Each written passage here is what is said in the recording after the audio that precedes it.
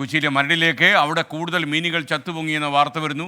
1/2 കോടി രൂപയുടെ നഷ്ടമുണ്ടായിരുന്നെന്നാണ് പ്രാഥമിക കണക്ക്. കാരണം കണ്ടെത്താനുള്ള കുഫോസ് പരിശോധനാ ഫലം നാളെയാണ് കിട്ടുക. വിഷയത്തിൽ മരട് നഗരസഭ കർഷകരുടെയും കുഫോസ് അധികൃതരുടെയും യോഗം വിളിച്ചു കഴിഞ്ഞു. അപ്പോൾ ഇത് ഉണ്ടായിട്ടുള്ളത് നാളുകളിൽ ഉണ്ടാകാതിരിക്കുന്നതിനെ കുറിച്ച് വളരെ ശക്തമായ ഒരു പഠനം.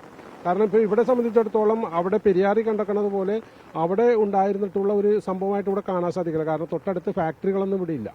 അപ്പോൾ ഇത് നമ്മുടെ അന്തരീക്ഷത്തിലുണ്ടായിട്ടുള്ള മാറ്റമാണോ മഴയിലുണ്ടായിട്ടുള്ള മാറ്റങ്ങളാണോ ഇതിനെക്കുറിച്ച് വ്യക്തമായി പഠിച്ച്, കാരണം ഇത് വരാതിരിക്കാനുള്ള അവസരങ്ങൾ നമുക്ക് ഉണ്ടാക്കിയെടുക്കണം. അപ്പോൾ ഇതിനു വേണ്ടി ശക്തമായി സർക്കാർ തന്നെ ഇടപെട്ടുകൊണ്ട് ഈ കർഷകരെ പിടിച്ചു നിർത്തുന്നതിന് വേണ്ടി അവർക്ക് വേണ്ട എന്താണോ സഹായം അതെല്ലാം സർക്കാരിന്റെ നേതൃത്വത്തിൽ തന്നെ ചെയ്തു കൊടുക്കണം. അതാണ് നഗരസഭയുടെ ആവശ്യം. ഇവർ പറയുന്നത് പല ആളുകൾക്കും 20-22 ലക്ഷം രൂപ 30 ലക്ഷം രൂപയുടെ നഷ്ടമുണ്ടായ ആളുകളും പറയുന്നുണ്ട് ഇതിനകത്ത്. കൊച്ചിയിൽ നിന്ന് വിവരങ്ങളുമായി അശ്വിൻ പാലാഴി ചേരുന്നു. അശ്വിൻ, ഗുഡ് മോർണിംഗ്, പറയൂ.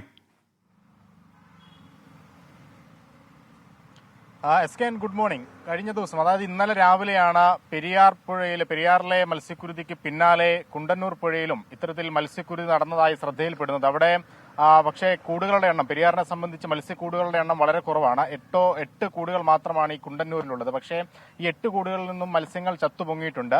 എന്താണ് ഇതിന്റെ കാരണം എന്നുള്ളതിൽ യാതൊരു ഐഡിയയും ആർക്കുമില്ല. കാരണം ആ പ്രദേശത്തെങ്ങും ഫാക്ടറികളില്ല, രാസമാലിന്യം കലരാനുള്ള യാതൊരു സാധ്യതയും അവിടെയില്ല. പ്രാഥമികമായ ഒരു കാലാവസ്ഥാ വ്യതിയാനമാണ് ഇതിന് പ്രശ്നം എന്നുള്ളൊരു വിലയിരുത്തലിലാണ് ഉള്ളത്. അതിന്റെ വിശദമായ പഠനം ഇന്നലെ കുഫോസിലെ വിദഗ്ധരെത്തി അവിടുന്ന് സാമ്പിളൊക്കെ ശേഖരിച്ചുകൊണ്ട് പോയിട്ടുണ്ട്.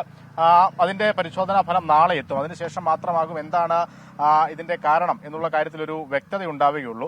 എന്തായാലും ഇതുവരെ ഈ 8 കൂടുകളിൽ നിന്നായി ഏകദേശം 50 ലക്ഷം രൂപയോളം നഷ്ടം വന്നു എന്നുള്ളതാണ് പ്രാഥമിക കണക്ക്. ആ നഷ്ടം അന്തിമമായി കണക്ക് കൂട്ടാനും ഇനി വരും വർഷങ്ങളിൽ ഇങ്ങനെ ഉണ്ടാവാതിരിക്കാനുള്ള എന്ത് നടപടി സ്വീകരിക്കണം എന്നൊക്കെ ആലോചിക്കാൻ കർഷകരുടെയും ഒപ്പം കുഫോസ് വിദഗ്ധരുടെയും യോഗം നാളെ മരട് നഗരസഭ കൂടി വിളിച്ചിട്ടുണ്ട്. എന്തായാലും കാരണം നാളത്തെ കുഫോസ് വിദഗ്ധ റിപ്പോർട്ട് വന്നാൽ മാത്രമേ വ്യക്തമാവുകയുള്ളൂ. എസ്കെ.